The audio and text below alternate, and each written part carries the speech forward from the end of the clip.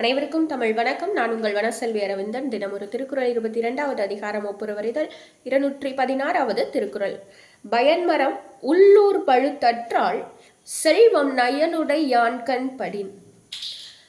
ஒரு செழுமையான மரம், பழங்கள் எல்லாம் பழுத்து உண்பதற்கு எதுவாக இருக்கக்கூடிய ஒரு அதிகமான பழங்கள் பழுத்து உண்பதற்கு தயாராக இருக்கக்கூடிய ஒரு மரம் ஊருக்கு நடுவே பொதுவாக இருந்தால் எவ்வளவு பயன் தருமோ, ஊர் மக்களுக்கெல்லாம் எவ்வளவு பயன் தருமோ, அதுபோல உலக அன்பு உடையவரிடம், உலகத்தின் மீது கருணையும் அன்பும் இருப்பவரிடம் இருக்கக்கூடிய செல்வம் பொதுவானதாக இருக்கும்.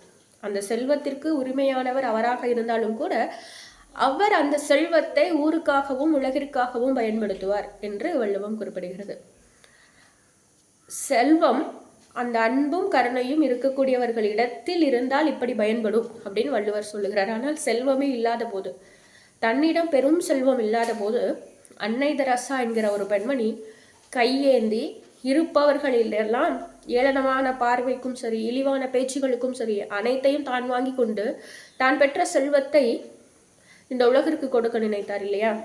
அந்த குணம்தான் இறை குணம். அந்த கொடுக்கிற குணம், நம்மகிட்ட இருக்கிறத கொடுக்கறதுக்கே நமக்கு எவ்வளோ வழி. ஆனால் தன்னிடம் இல்லாத போது கூட இறந்து பிறருக்கு கொடுத்த அந்த குணம் இறை குணம் இல்லையா? அதுதான் இறை குணம்.